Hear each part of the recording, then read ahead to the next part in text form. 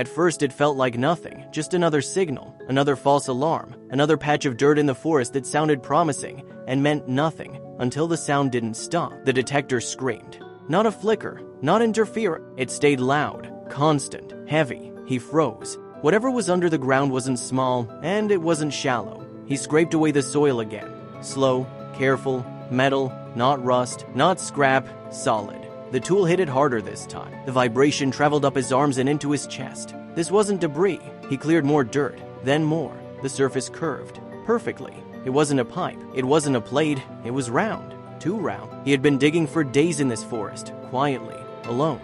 Somewhere no one ever stopped long enough to look down.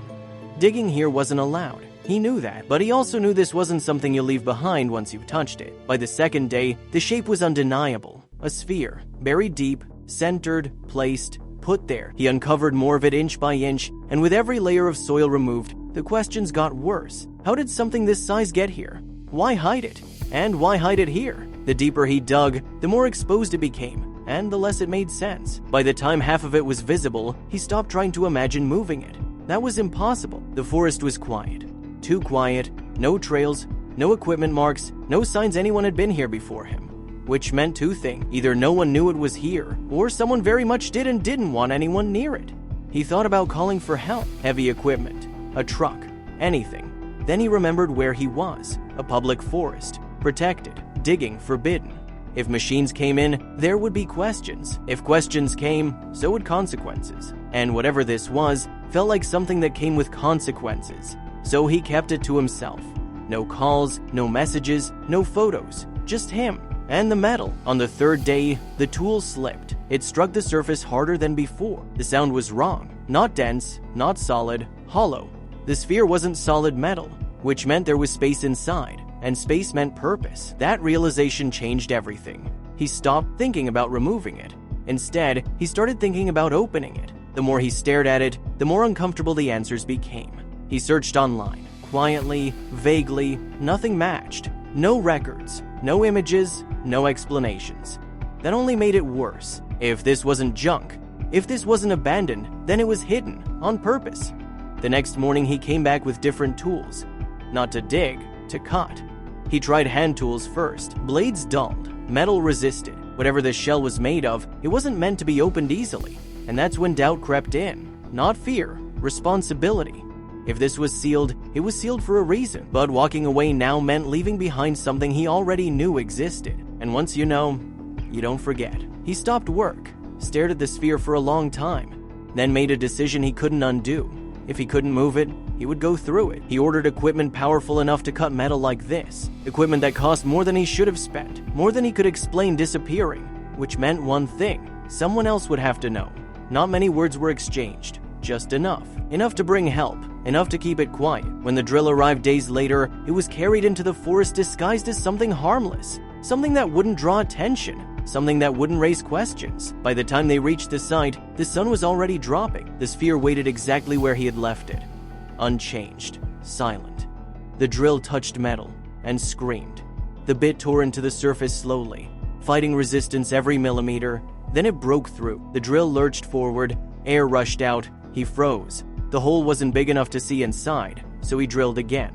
And again. Small holes. Careful. Controlled. Hours passed. When the opening was finally wide enough, he reached for a flashlight. Paused. Then leaned in. And whatever he saw inside made him step back instantly. Someone asked what it was. He didn't answer. Instead, he grabbed a rope, tied it, pulled. The sphere shifted. Heavy. Resistant. They pushed together. Rolled it just enough. And that's when it happened. Something spilled out. Not liquid, not dirt. Gold, real gold. Not decorative. Coins. Dozens. Then hundreds. Spilling from inside the sphere and disappearing into the dirt. No one spoke. Because once you see something like that, your brain catches up faster than your mouth. Words that didn't belong underground. Words that didn't belong here. This wasn't a forgotten cache. This wasn't a pirate story. This wasn't luck. This was storage. Hidden, sealed, protected. Suddenly the forest didn't feel empty anymore. The silence changed. Every sound felt louder. Every movement felt watched. The question wasn't, what is this? Anymore. It was, why was this still here? And why wasn't it empty? They looked back at the sphere. Now it made sense. The weight, the material, the effort it took to bury. This wasn't meant to be recovered by chance. It was meant to stay invisible. They imagined what would happen if they took even one coin. Just one. Serial numbers, records, inventories. Gold like this doesn't disappear quietly, and when it does, someone looks for it. The realization hit all at once. This wasn't treasure, it was evidence. Evidence that shouldn't exist. Evidence that could put someone away forever, or worse. Leaving it wasn't safe either. They had drilled it, moved it, exposed it. If anyone came looking, the disturbance would be obvious. The trail would lead straight back to them. The sphere was no longer hidden, and now, neither were they. They stood there longer than they should have, long enough for fear to replace excitement, long enough for reality to settle in. This wasn't a discovery you profit from. This was a discovery you survive. They covered the opening as best they could, buried what they could, marked nothing, and left.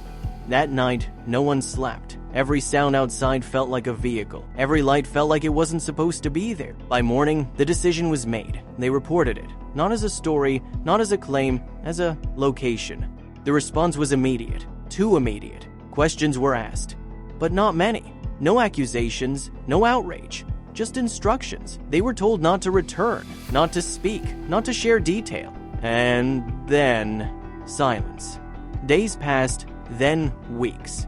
Nothing happened until they were contacted again. The sphere had been removed, the area sealed, the site erased. Officially, nothing had ever been there. They weren't charged. They weren't thanked publicly. They were compensated quietly.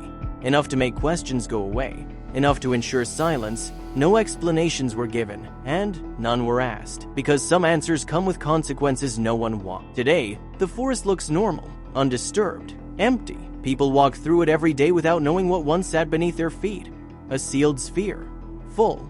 Waiting. If the detector hadn't screamed, if the tool hadn't slipped, if curiosity hadn't won, no one would have known. And maybe that's exactly how it was supposed to be.